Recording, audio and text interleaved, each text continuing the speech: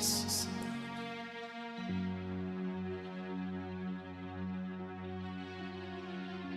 Merci Saint-Esprit.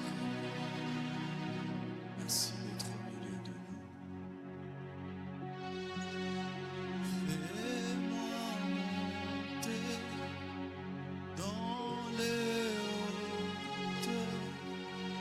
Aide-moi à creuser dans le profond.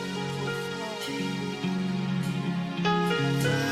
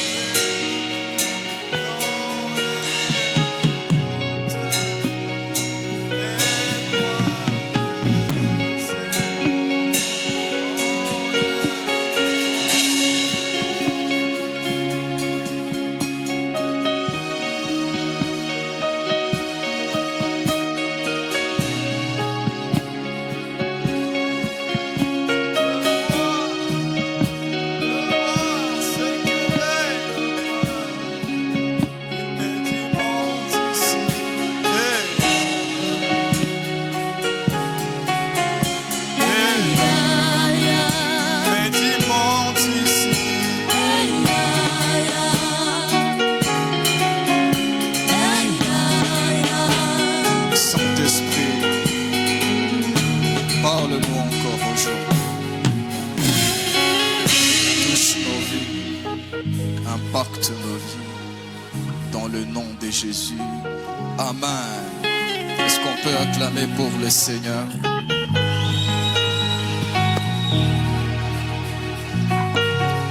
Alléluia. Alléluia. Alors, avant d'écouter la parole de Dieu, je veux nous demander de faire un petit exercice. Tu vas m'aider juste à saluer 3 personnes. Bénis cette personne par quelques paroles de bénédiction. Dis-lui que Dieu te bénisse, qu'il te rende grand, qu'il te comble dans le nom de Jésus. Alléluia.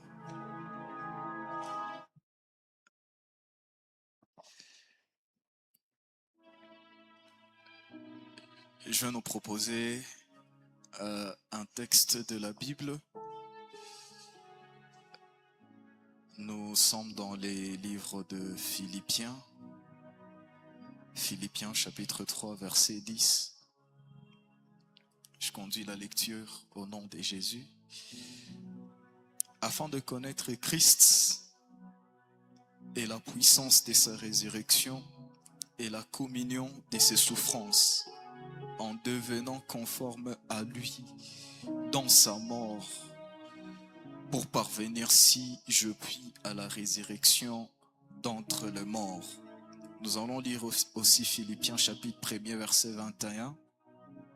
C'est un court verset qui nous dit: car Christ est ma vie et la mort m'est un gain. Amen.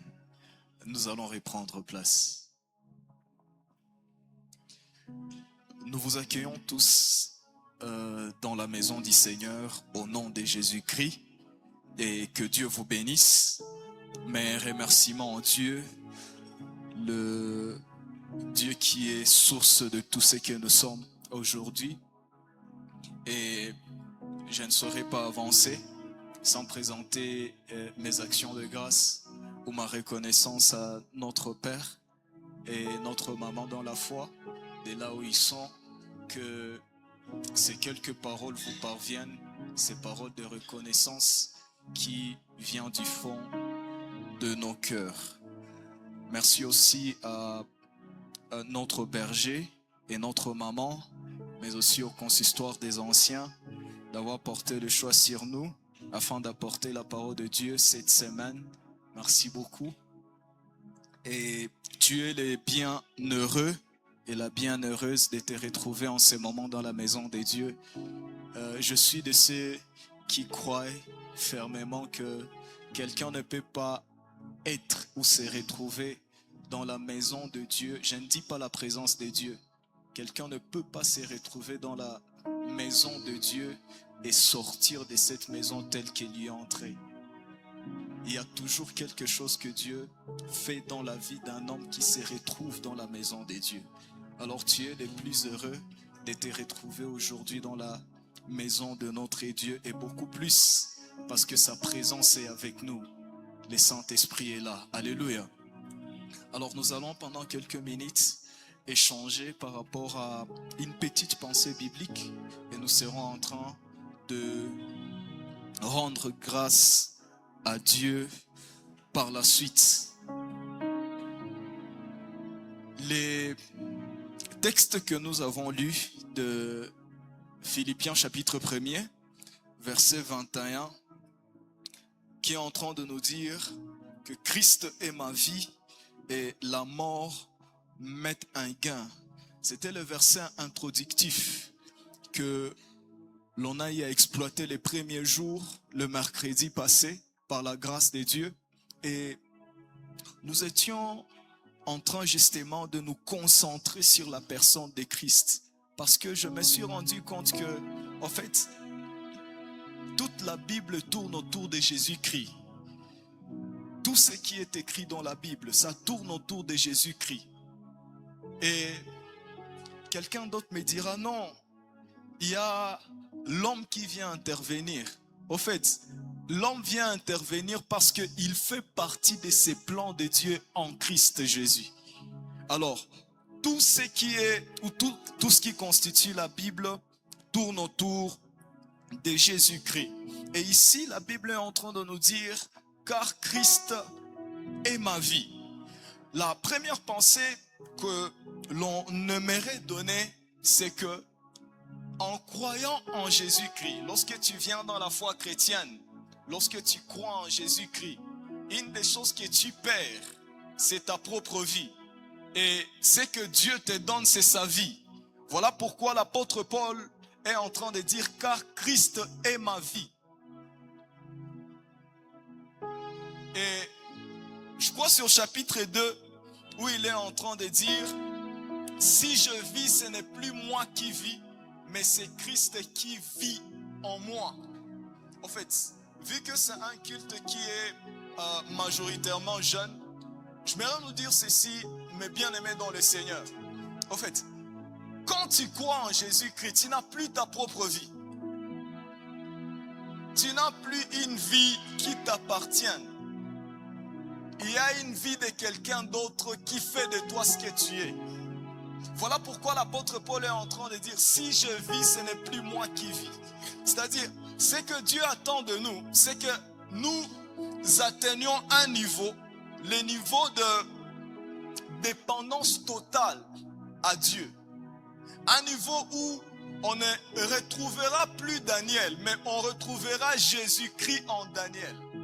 Un niveau où on ne retrouvera plus mon frère gloire, mais on retrouvera Jésus-Christ en gloire. Alléluia.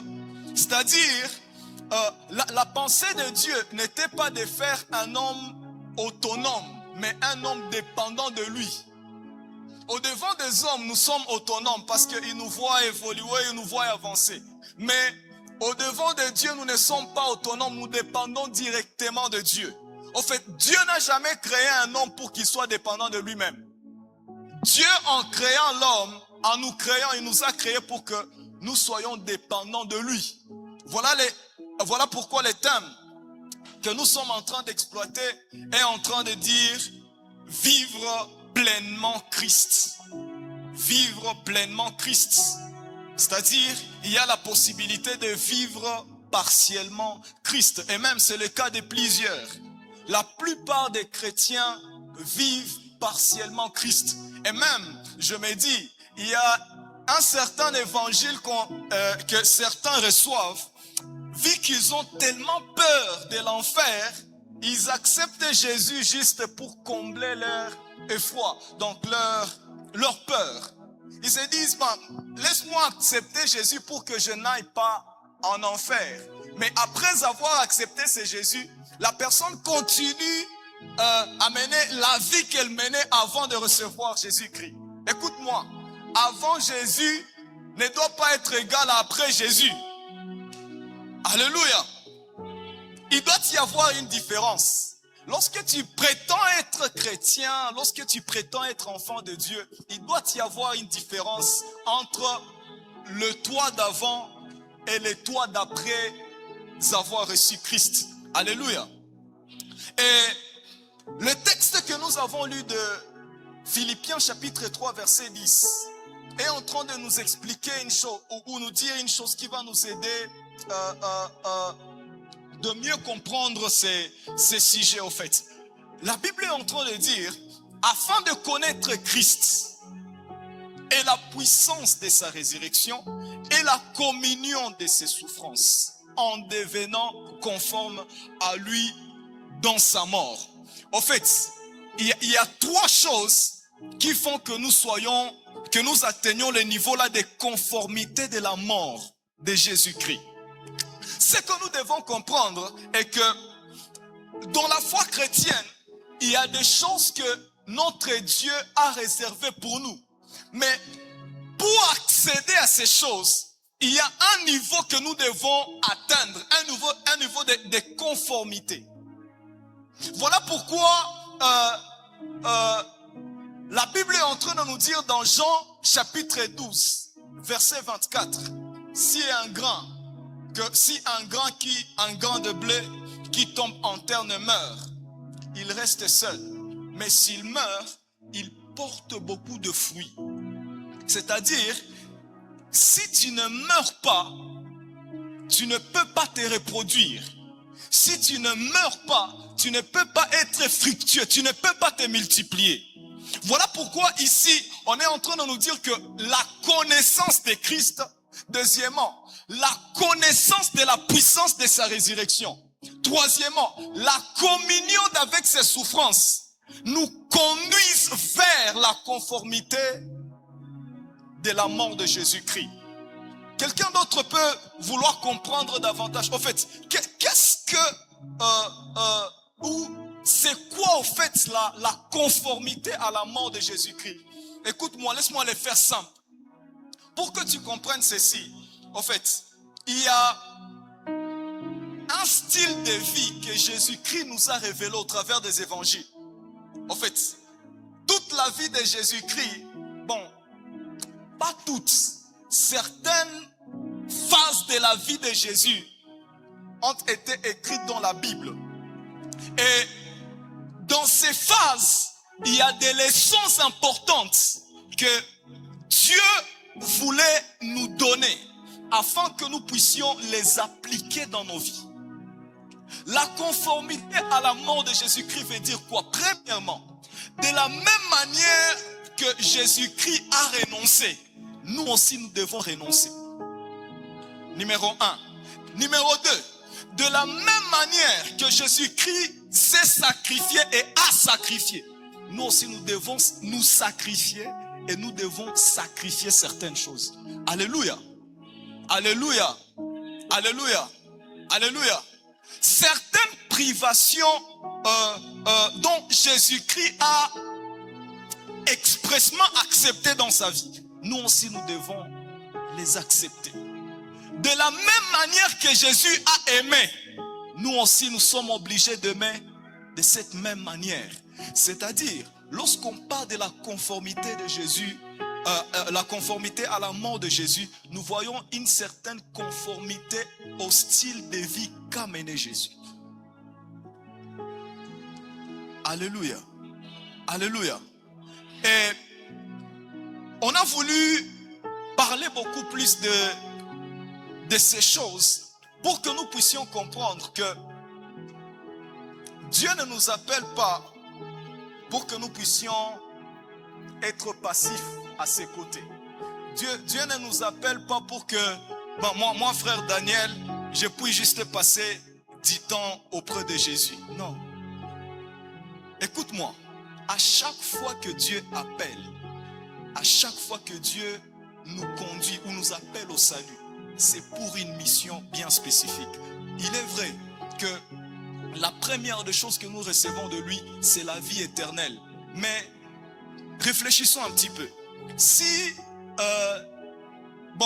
la vie éternelle était égale à être au paradis, en fait, les mêmes jours que on avait reçu Jésus-Christ, il pouvait nous enlever même et nous amener directement au paradis. Mais la vie éternelle n'est pas synonyme d'être au paradis. Voilà pourquoi la vie éternelle, nous la possédons même avant la mort. Certaines personnes disent que non, la vie éternelle, on l'aura lorsque Christ viendra prendre l'église. Non, la vie éternelle, nous l'avons déjà aujourd'hui. C'est-à-dire, là, étant chrétien, tu as la vie éternelle. Alléluia. Mais tout en ayant la vie éternelle, la raison qui a fait à ce que Jésus me garde moi et toi ici sur terre, c'est qu'il y a une mission spécifique que nous devons accomplir. Nous ne sommes pas sur terre pour nous balader. Un jour même, on l'avait dit ici. Les hommes ne sont pas sur terre juste pour se promener. Tu n'es pas venu sur terre pour que tu voies des beaux bâtiments, non? Je ne suis pas venu sur terre pour mettre des beaux costards. Et comme j'aime le dire, il m'a fait tout yaouduma. Alléluia.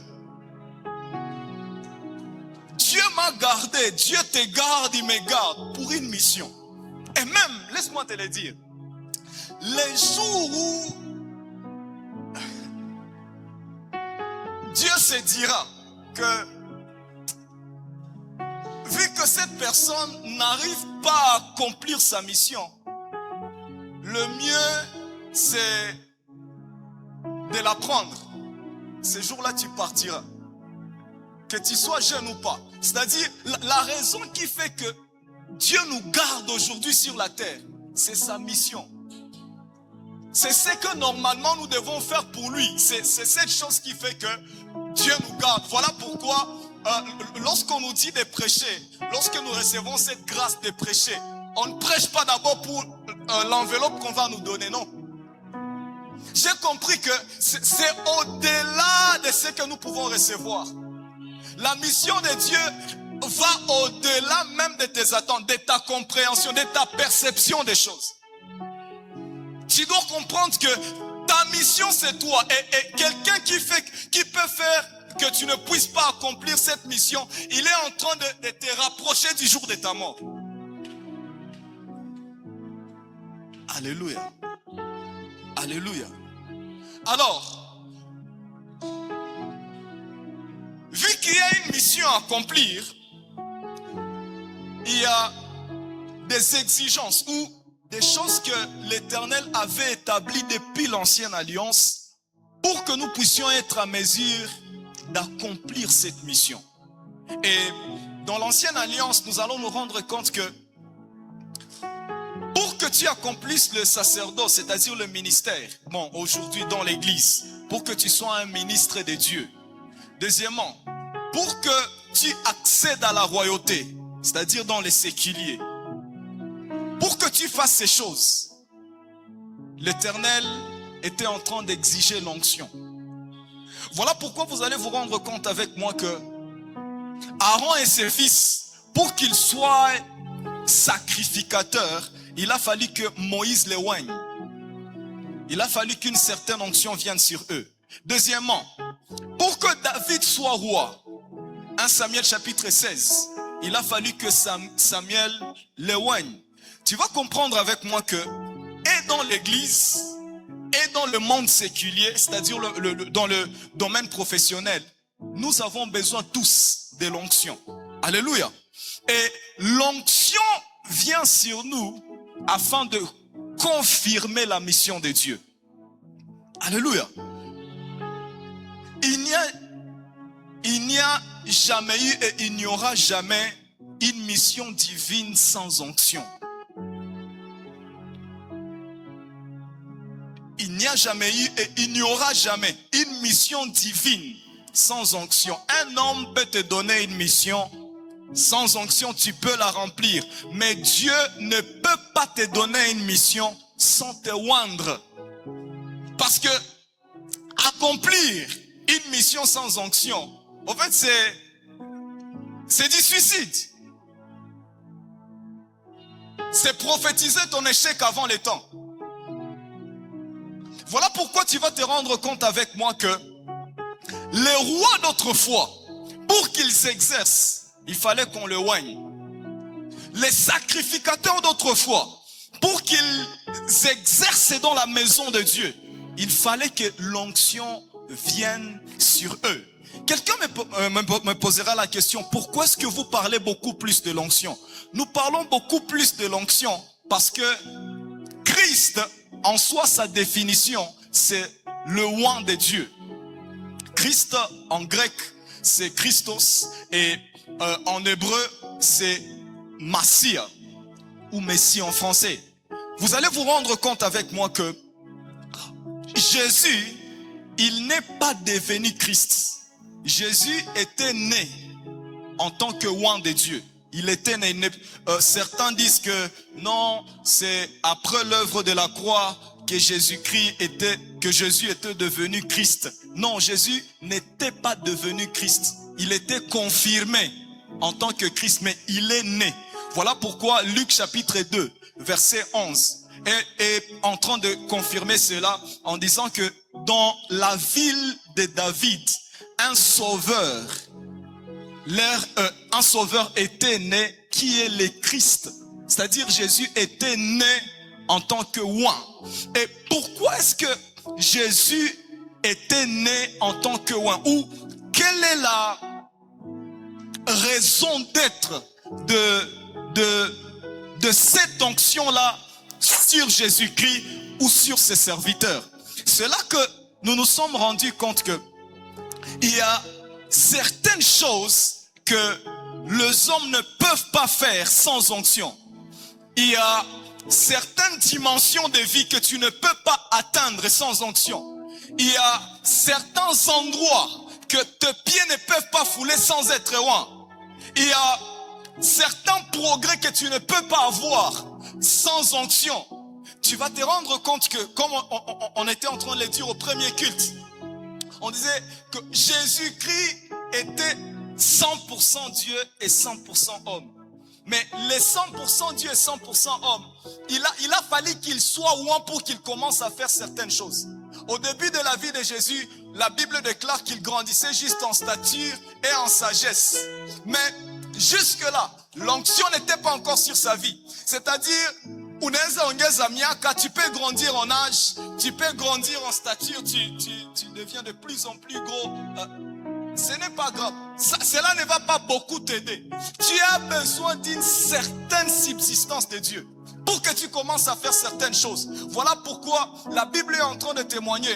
Dans le livre de Actes des Apôtres, chapitre 10, verset 38, la Bible est en train de nous dire, car nous savons comment Dieu a oint Jésus-Christ du Saint-Esprit et de force. J'aime bien la partie qui suit. La Bible est en train de nous dire qui allait des lieux en lieux, faisant du bien et guérissant tous ceux qui étaient sous l'empire du diable.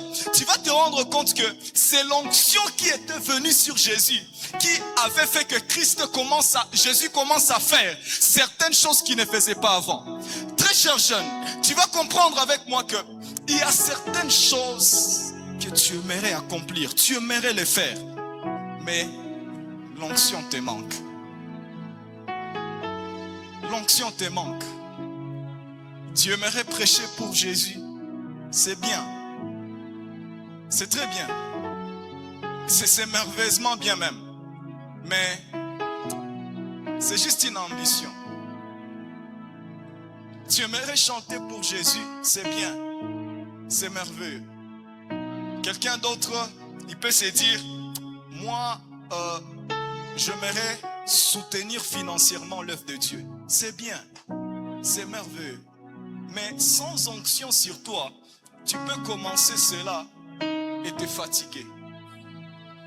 Sans onction sur ta vie, tu peux commencer un business quelconque pour le bien-être de l'œuvre de Dieu. Mais sans onction sur ta vie, cela n'aboutira pas à quelque chose.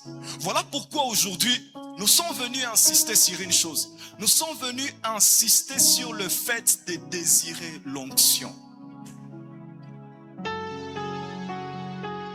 l'onction n'est pas que pour nous les prédicateurs.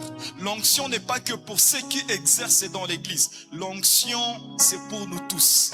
David, quoique prophète, nous tous nous les reconnaissons en tant que roi. Mais c'est roi pour qu'il devienne roi, pour qu'il commence à exercer de la manière dont Dieu l'attendait de lui. Il a fallu que l'onction vienne sur lui. Et ce que j'aime est que lorsque l'onction vient sur toi, l'onction a la capacité de te conduire là où tu devais être, c'est-à-dire au bon endroit. Vous savez, parmi les choses qui troublent la plupart des gens, c'est le fait de savoir répertorier là où Dieu les attend. Bon, je ne sais pas si toi ça t'a déjà troublé un petit peu, mais moi ça m'est arrivé. Tu te dis, en ces temps-ci, Dieu me veut où?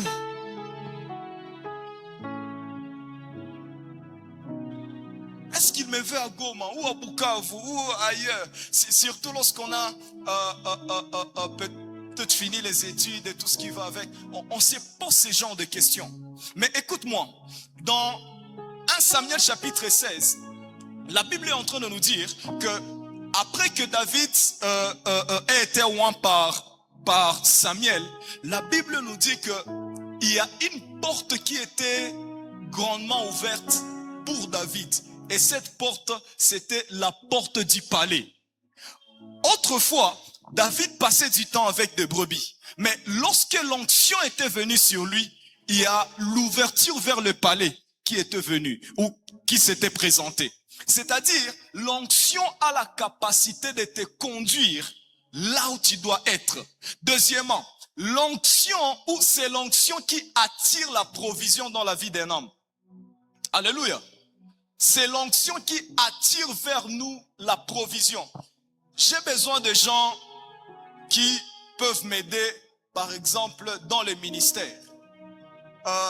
Pour le jeune Jean, bon, une sœur peut se dire, j'ai besoin d'un partenaire qui peut me prendre en mariage. Un jeune frère qui est déjà prêt, il peut se dire, j'ai besoin d'une jeune sœur que je peux prendre en mariage. Vous savez, mes frères, c'est un peu difficile de faire le choix, surtout en ces temps-ci. C'est vraiment, bon, pas un peu difficile, c'est compliqué. Bon, entre parenthèses, j'ouvre juste la parenthèse. C'est compliqué en ces temps-ci de faire le choix. Surtout, bon, permettez. Je rendre joli. Même une petite fille comme ça, wakidogo, anajua jitengeneza kwa nje. Alors si on courait derrière la beauté, bon, on peut en trouver. Mais trouver une femme,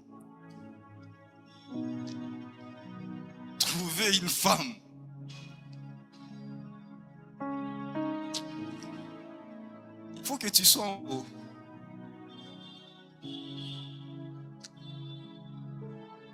Quelqu'un avait dit non, cette difficulté revient beaucoup plus aux femmes de trouver les partenaires hommes.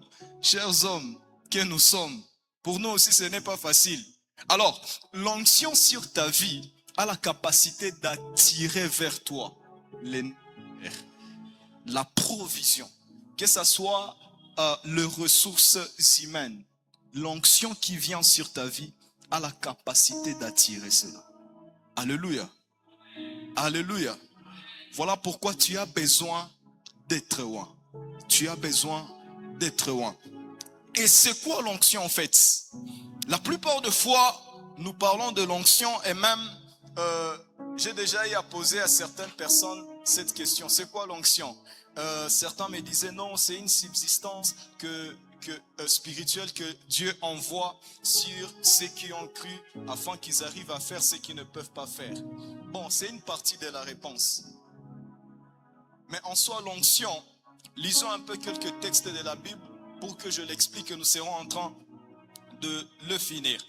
Dans Jean chapitre 14, verset 26, la Bible est en train de nous dire: mais le consolateur, l'Esprit Saint, que le Père enverra en mon nom, vous enseignera toutes choses et vous rappellera tout ce que je vous ai dit. Ici, on nous dit que le Saint-Esprit nous enseignera toutes choses. Alléluia. Lisons les textes de 1 Jean, chapitre 2, verset 20. 1 Jean, chapitre 2, verset 20. La Bible est en train de nous dire ceci. Pour vous, vous avez reçu l'onction de la part de celui qui est saint, et vous avez tous de la connaissance. Verset 27, la Bible continue par dire, pour vous, l'onction que vous avez reçue, c'est-à-dire au verset 20, on nous dit, nous avons reçu l'onction. Verset 27, l'onction que vous avez reçue demeure en vous. Deuxièmement, et vous n'avez pas besoin qu'on vous enseigne, mais comme l'onction vous enseigne toutes choses, et qu'elle est véritable, et qu'elle n'est point, et qu'elle n'est point un mensonge, demeurez en lui selon les enseignements qu'elle vous a donnés. Si l'onction était juste une subsistance, elle n'a pas la capacité d'enseigner. Une subsistance ne parle pas. Voilà pourquoi au verset de Jean chapitre 14, verset 26, on est en train de nous dire que c'est le Saint-Esprit. L'onction, c'est le Saint-Esprit. Deuxième illustration, dans le livre de Luc chapitre 4, verset 18, lorsque Jésus lui-même dit qu'il est oint, il dit que c'est l'Esprit de Dieu qui est venu sur lui. On n'avait pas versé de l'huile sur Jésus pour qu'il soit oint. C'est le Saint-Esprit qui était venu sur lui. En fait, l'onction, pour faire simple, c'est le Saint-Esprit. Et c'est le Saint-Esprit qui nous aide de faire ce qu'on ne pouvait pas faire. Alléluia. C'est le Saint-Esprit qui nous capacite. C'est le Saint-Esprit qui nous donne la sagesse afin de marcher sur cette terre qui est perverse. Alléluia. C'est le Saint-Esprit qui nous donne la force face à la chair. Alléluia. Tu ne peux pas vaincre la chair sans le Saint-Esprit. Gloire au Seigneur. Deuxièmement, tu ne peux pas avoir des directions claires pour ta destinée sans le Saint-Esprit. Troisièmement, tu ne peux pas avoir des personnes aides dans ta vie sans le Saint-Esprit. Quatrièmement, tu ne peux pas être efficace dans ta mission sans le Saint-Esprit. Voilà pourquoi la Bible nous dit, dans les textes là de 1 Samuel chapitre 16, au verset 13, lorsque l'onction était venue sur David, par la suite la Bible dit que l'Esprit de l'Éternel demeura sur lui. C'est-à-dire, c'est le Saint-Esprit qui te rend capable de faire certaines choses. David jouait à la harpe. Autrefois, on le savait. Mais ce qui a fait à ce qu'on se souvienne de lui, c'est lorsque l'onction était venue sur lui. C'est-à-dire, ce qui rend exceptionnel ce que tu fais, ce ne sont pas d'abord tes efforts. Nous tous, nous travaillons sur ce que nous faisons. Je prêche, je travaille. J'ai eu à me préparer avant de venir prêcher. Mais ce qui va distinguer, c'est que j'ai préparé et mes propres pensées. C'est l'onction de Dieu qui demeure sur moi. Alléluia. Ce qui va t'aider dans ta mission ici sur terre, c'est l'Esprit de Dieu qui sera en train de te conduire. La plupart des fois, surtout dans la jeunesse, il y a certaines choses que nous n'arrivons pas à laisser. Et il y a d'autres choses que l'on n'arrive pas à faire. Bien-aimés, nous avons besoin de l'Esprit de Dieu afin de faire ces choses. J'aime bien lorsque les gens me disent, mais moi je jeûne, moi je prie. C'est bien. Mais à force de trop nous présenter tes efforts, cela fera que tu perdes même la capacité de faire le peu que tu fais. Mais à force de toi se concentrer sur le Saint-Esprit, tu seras en train de monter tout le jour. Alléluia. La force, le courage, l'excellence ne se trouve pas d'abord dans nos efforts personnels. C'est aussi l'Esprit qui nous conduit. Alléluia. Tu seras audacieux dans la vie audacieuse parce que le Saint-Esprit demeure sur toi. Alléluia. Je me souviens dans la Bible, il y a un homme qui avait peur de prêcher l'évangile. C'est l'homme de Pierre. Pierre avait peur. Il était un petit peu comme nous. Mais cet homme qui avait peur de le faire, un jour, après avoir été oint, il s'est tenu au devant d'une foule et il a prêché. Tu sais, il y a certaines choses que tu n'arrives pas à faire pour Jésus parce que il y a une dose de l'esprit qui ne te contient pas encore. Il y a un niveau de communion avec le Saint-Esprit que tu n'as pas encore. Il te faut développer cela. À un certain, vous savez, l'âge compte peu. Un homme peut accomplir infiniment, abondamment, indépendamment de son âge. Tout est question de cette proximité que l'humain développe avec l'Esprit de Dieu. Vous savez, j'aime bien un passage de la Bible. Jésus-Christ en personne, il dit à ses disciples, il leur dit, je trouve qu'il vous est avantageux que moi personnellement je m'en aille. Je trouve que c'est important pour vous que je m'en aille. Pour que le consolateur vienne. Au fait, le consolateur, le Saint-Esprit, c'est Jésus lui-même. Il voulait revenir en forme de l'Esprit pour qu'il ne reste plus à Jérusalem, mais qu'il habite en Daniel, qu'il habite en Promède, qu'il habite en Papa Matthieu, qu'il habite en Arlette. Donc, à Ishimusi et Wote, au même moment, que nous ne puissions pas aller faire le pèlerinage à Jérusalem, mais que Jésus, nous puissions le porter. Tu sais, la paix dépend de l'Esprit de Dieu qui est en toi. Alléluia. La joie, en fait, la joie n'est pas synonyme de manque de problème. La paix n'est pas synonyme de manque de problème. Écoute, la raison qui fait que Dieu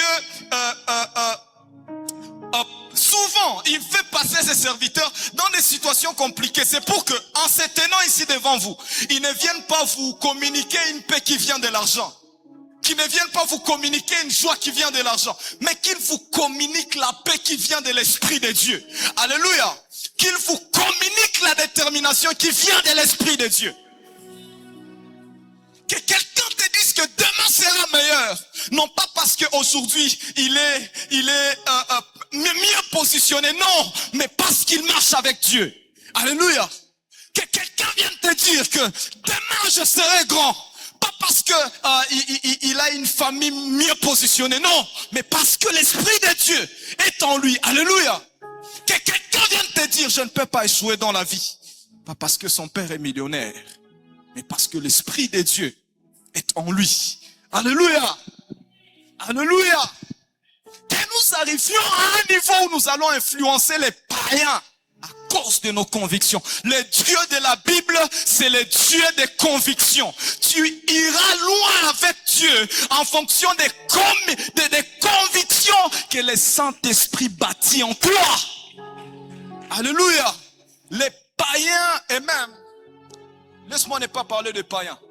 Le diable a peur, ou le diable lui-même se retire lorsqu'il rencontre des gens, des chrétiens qui ont des convictions par rapport à la personne de Dieu. Alléluia. Alléluia. Très cher jeune, il est temps d'influencer. Il est temps, toi tu na retenir. C'est comme il y a une si grande nuée de témoins, c'est déchargeons-nous de tout fardeau.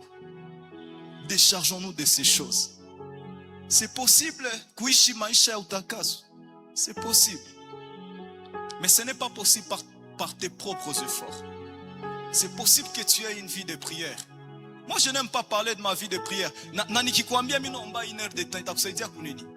Pour rien. À rien. Mais ce qui va t'aider, c'est cette consistance, cette subsistance que nous tirons là dans les lieux secrets. Je peux vouloir, et c'est ma recommandation, dans le nom de Jésus, très cher, développons une certaine vie d'intimité avec Dieu. Ce qu'on a qu'à toi pas, ça 30 minutes, Ouroudier. Tu ne sais pas ce que la prière peut te faire. Tu ne sais pas ce que l'Esprit de Dieu peut faire à un homme. Pour que je tienne un micro, de nature je ne parle pas trop. Si Zoya que c'est ma sana. Mais pour que que je tienne ce micro comme ça, il y a un esprit qui me dirige. Il y a un esprit qui me dirige. Pour que je fasse certaines choses dans la vie, j'ai compris avant le temps que j'ai besoin de Dieu. J'ai besoin de l'esprit de Dieu. Ou qu'on a besoin d'un homme takatif. Avant de finir, on a donné une illustration dans le premier culte. Vous savez, on nous a dit bien que j'aurai la longévité dans ces choses que je suis en train de faire dans ma foi chrétienne ou dans mon foyer. Je serai fidèle à ma femme. Écoute-moi, le diable, il a traité avec l'homme le plus sage, Salomon. Le diable a traité avec l'homme, les hommes les plus forts, Samson, Aliba Chungaka. C'est-à-dire, a impressionné Shetani. Mais moi, anakuchungaka ni Roho Mtakatifu. Yeye ndio atakupatia siri ya consistance. Yeye ndio atakupatia siri ya longevité. Yeye ndio atakupatia siri ya humilité. Yeye ndio atakupatia siri ya upendo. Yeye ndio atakupatia siri. Yeye ndio atafa kiburi inaanza kutoka. Ukwe dada wa mzuri, ukwe kaka wa bien et ta beauté, ça nous fait quoi? Ça augmente quoi? Yeye ndio atafa kiburi inaanza toka moe. Pole pole, mtu alikuwa anajivuna, iko na makuta, mais jua ikale na wengine na kwa sababu wengine wanakuwa mabitu. Roho Mtakatifu ndio anaenda kwa traiter roho ya mwanadamu. J'aimerais finir par ceci. On a dit ceci le mercredi. Vous savez, Jésus a vaincu la mort, il a vaincu la maladie, il a vaincu les démons. Mais kitu moya yenye mpaka sai angala natafuta ni roho ya mwanadamu. C'est ton cœur, c'est mon cœur. Ça, c'est le combat de Christ. Voilà pourquoi le Saint-Esprit est venu. Tu as couponde ponde. La Bible est en train de me dire, celui sur qui cette pierre tombera, Bible nasema, il sera écrasé. Il faut unafika kunivonye, Mungu anakuécraser.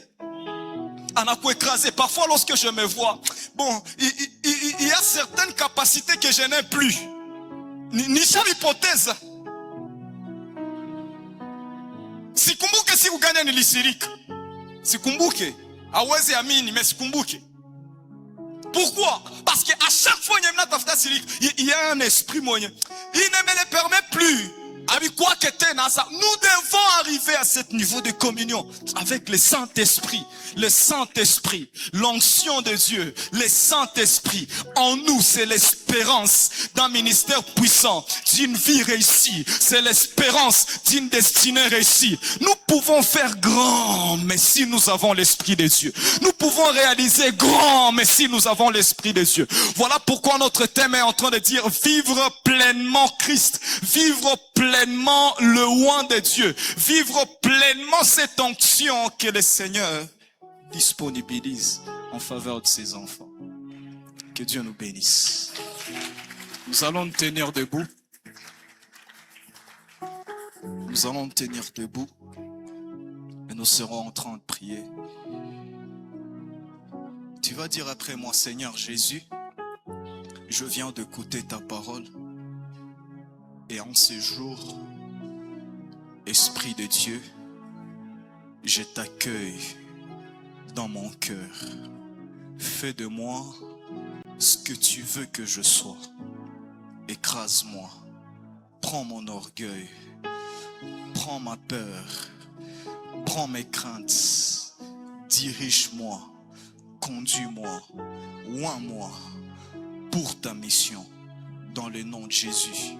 Je t'aime, Saint-Esprit, dans le nom de Jésus. Amen.